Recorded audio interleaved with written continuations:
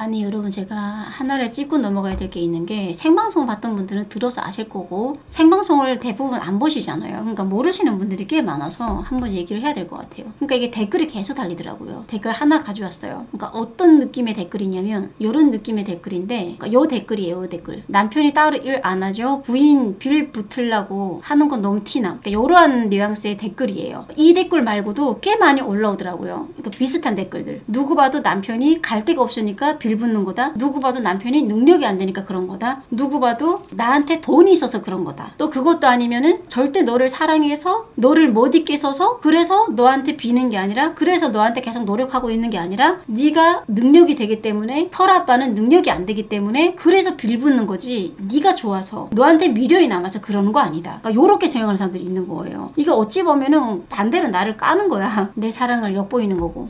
요런 뉘앙스를 이제 댓글 쓰는 분들이 있어서 내가 이제 얘기를 하려고 하는 거거든요. 계속 무시를 했어요, 이 댓글을. 뭐 그러든지 말든지 뭐 어쨌든 그게 아니니까. 그러니까 이런 댓글을 보면은 마치 내가 엄청 능력자고 설아빠는 아무 노력도 안 하고 돈도 안 벌고 아주 거지 깽깽이를 내가 먹여 살리는 것 같아요. 누구 보면 나 엄청 능력자야, 나 엄청 잘 나가. 엄청 잘 나가는 건 아니어도 적어도 내가 설아빠를 먹여 살리는 그러한 뉘앙스예요. 물론 이렇게 생각을 하는 것도, 순수하게 이렇게 생각하시는 분들은 이렇게 생각하는 데는 또 그만한 이유들이 있을 거예요. 오해할 만한 이유들이 있었겠지. 그렇게 생각하게끔 만든 그러한 행동들이 있었겠죠. 근데 내가 말을 하고 싶은 거는 제가 유튜브 25만 명이라고 해서 제가 막 돈을 잘 벌고 능력자가 아닙니다. 그리고 부부끼리 빌붙는다라는 표현도 나는 그게 잘못됐다고 생각해요. 부부 사이에도 누가 더 능력이 되고 덜 능력이 되는 사람이 있는데, 그러면 덜 능력이 되는 사람이, 예를 들어서 내가 300만 원을 벌어요. 근데 내 남편이 500만 원에서 1000만 원 가까이 버는 거지. 그러면 나는 빌붙는 건가? 그게 아니잖아요. 각자 하는 일이 다르고 각자 하는 일에서 돈을 벌어 들이는 게 달라요. 그러면 돈을 적게 버는 사람은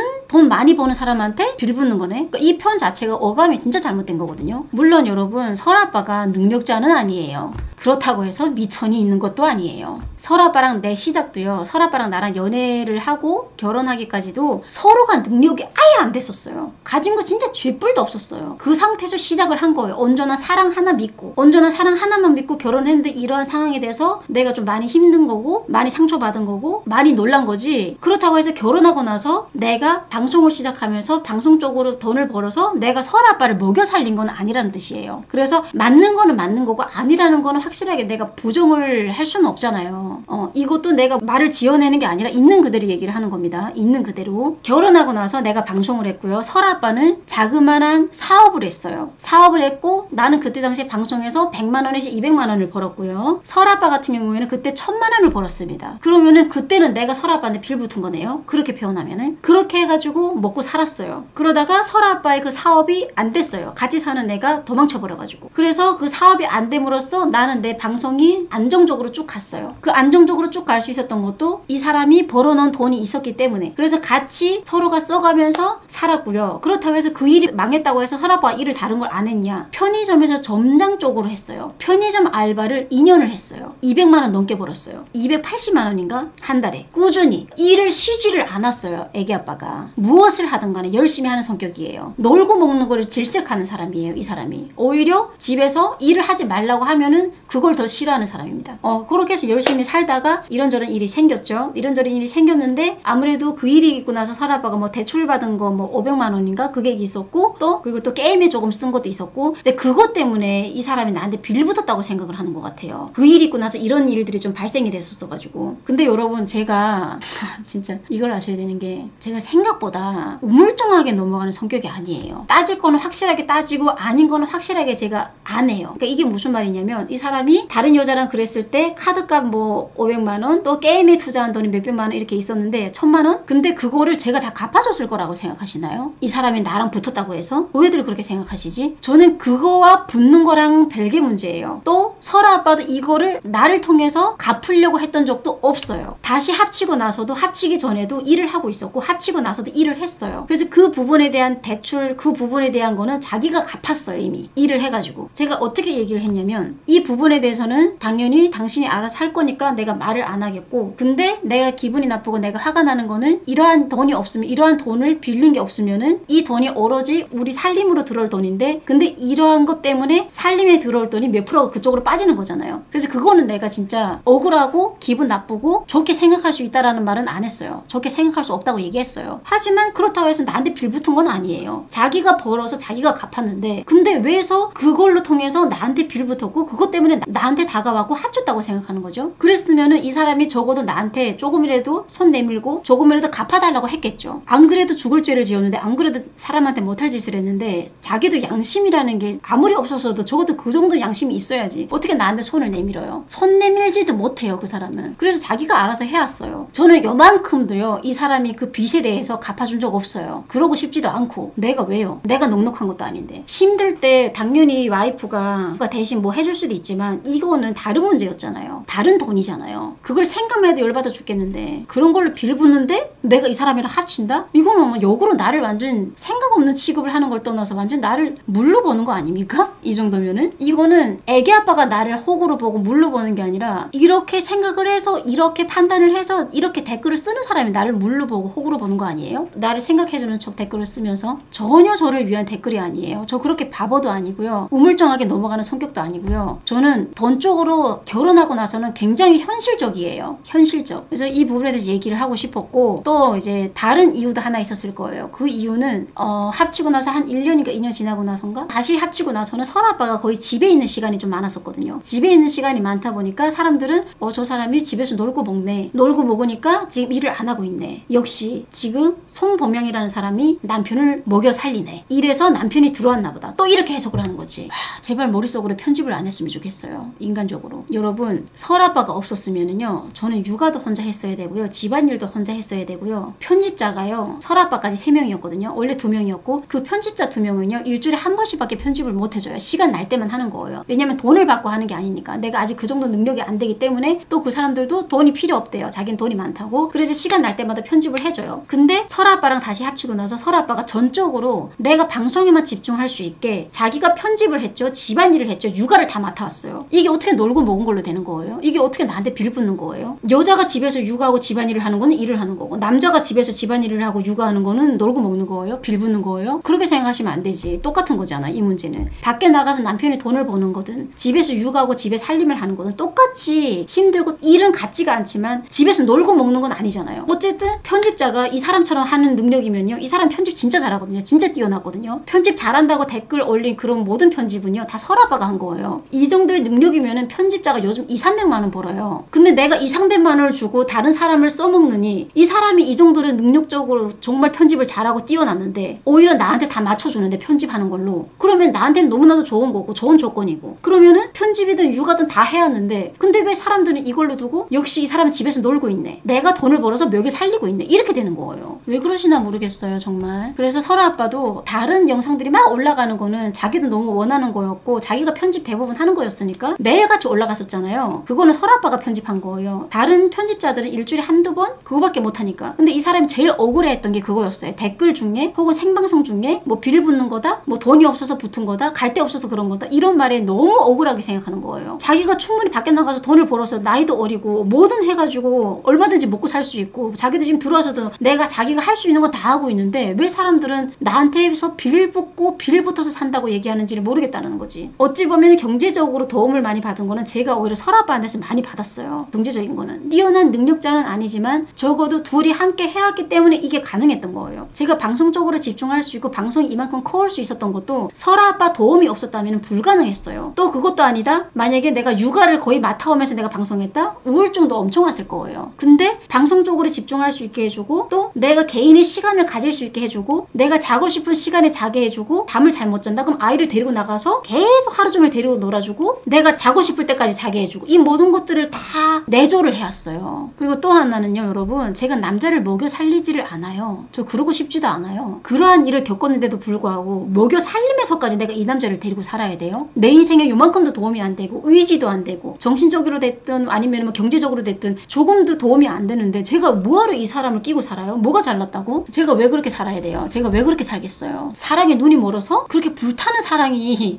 끝난 지가 옛날 옛적이에요. 미련이 남았고 정이 남았고 미운정 고운정 다 들었기 때문에 정이 진짜 무서운 거고 그러한 건 있지만 막 두근두근 거리고 막 이 사람한테 사랑에 빠져있고 이건 이미 진작에 끝났어요. 근데 그것뿐만 아니라 설아 아빠가 집에서도 중간중간 시간 날 때마다 밖에 나가서 일도 했어요. 이 정도면 나름대로 나는 이 사람이 최선을 다했다고 생각하거든요. 이 부분에 대해서는. 그러니까 이러한 것들이 채워지고 나한테 이렇게 또 이쪽으로 도움이 되고 또 이쪽으로 나를 위해주고 이러니까 내가 같이 살았지. 여러분 왜 막말로 이런 이야기 있잖아요. 상대방이 능력이 되거나 그러면은 안 좋은 행동을 했었어도 용서하고 가는 경우들도 있어요. 다시는 안 그러면. 또 그것도 아니면 내가 이 사람을 막 부려먹어도 이 사람이 나한테 다 맞춰줘. 조금도 잔소리 안 해. 나한테 맞추는 사람인 거지. 그러면은 또 살만해지는 것들도 있어요. 이러한 것들은 그래도 그렇게 가능했기 때문에 살았지. 예를 들어서 능력도 안 되는데 나한테 다른 쪽으로도 전혀 도움이 안 돼요. 자기 위주로만 가야 돼. 내 뜻대로 되는 게 없어. 그러면 내가 이 사람이랑 살 이유가 없지. 아무리 정이 있고 사랑이 있다고 해도. 근데 능력은 뛰어나지 않지만 열심히 살고 내 모든 것들 다 받아주고 내가 원하는 대로 다 해주고 근데 그걸로 힘들어하고 막 찡찡거리고 짜증내지도 않고 그러기 때문에 살 수 있었던 거였어요. 그러기 때문에 난 내 성격을 아니까 나는 남자한테 막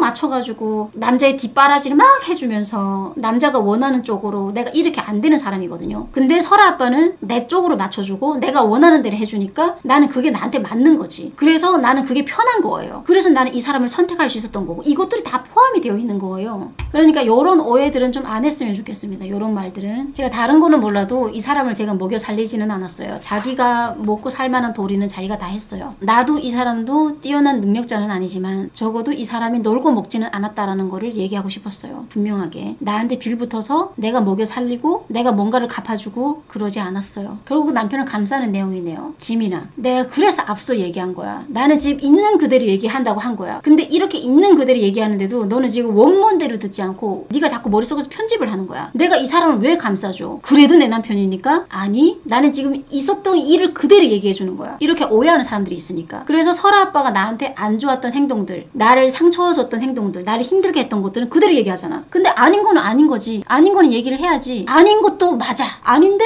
저 사람은 저런 말 들어도 싸니까 뭐 이래? 아닌 거는 아니라고 말을 하고 밝혀야지. 신용 불량자가 됐었어요. 이 사람이. 그걸 안 갚았어가지고. 안 갚았던 게 능력이 안 돼서 안 갚았던 게 아니라 나한테 돈을 다 갖다 줬어요. 자기는 그냥 신용이 안 좋아도 되니까 신용 불량자라 살아도 되니까 그냥 이 돈을 다 나한테 주고 싶었대요. 그래야 맞는 거라고 생각해서. 그래서 돈이 들어오는 족족 다 나한테 줬어요. 그래서 신용까지 안 좋아졌습니다. 왜냐면은 애써 거절은 안 했거든요.